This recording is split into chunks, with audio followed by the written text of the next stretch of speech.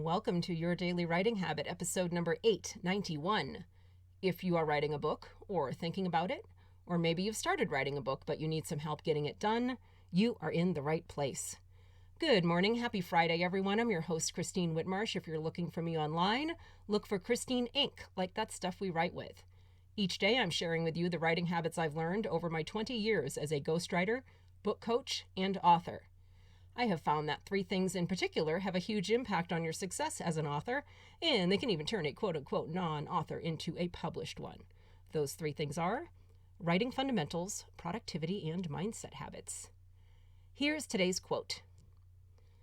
Unbelievable that old Biff could have chosen that particular date.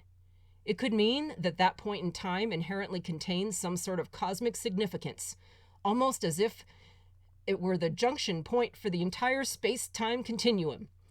On the other hand, it could just be an amazing coincidence. And that's a bit of dialogue from the Doc Brown character in the movie Back to the Future Part 2.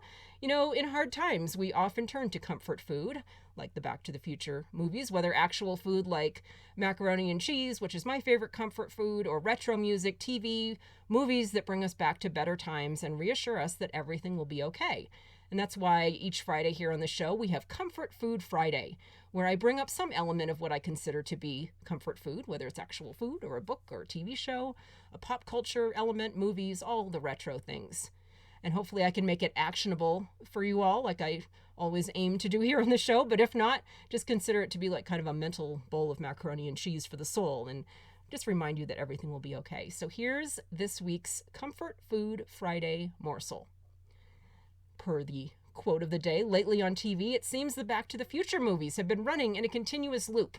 The original, then the futuristic one, you know, like the future, because it was like the future was 2015.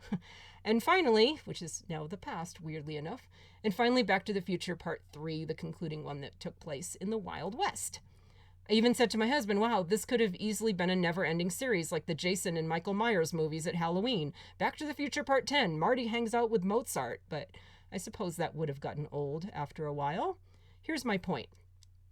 Sometimes it's easy to zoom in on dystopian and doomsday sci-fi, you know, the Orwellian conversations, using fiction as a warning to humanity. But let's not forget that an inherent role of futuristic sci-fi is to allow readers to escape the present and fantasize about a cooler, more awesome, more fun tomorrow. Even if the story you are writing is dystopian, don't forget the fantasy. The parts where you get to invent new things, or in the case of Back to the Future, like make cars fly. The parts where you get to say, hey, that could happen. We won't know until we get there.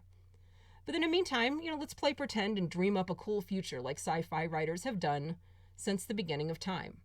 I know I'm personally thankful to the filmmakers behind Back to the Future for doing this, especially now. That's also probably why the movies have been playing in a continuous loop on TV lately. So I guess somebody else knows about this comfort food theme we all need too. So, question for you. What was your favorite futuristic invention in Back to the Future Part 2? What was your favorite futuristic invention in Back to the Future Part 2?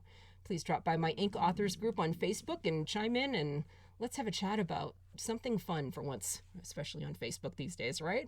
Let's talk about our favorite futuristic inventions in Back to the Future Part 2, Inc. Authors on Facebook. Thank you for joining me here on Your Daily Writing Habit, where I am helping you write and finish writing an awesome book. Until tomorrow, happy writing.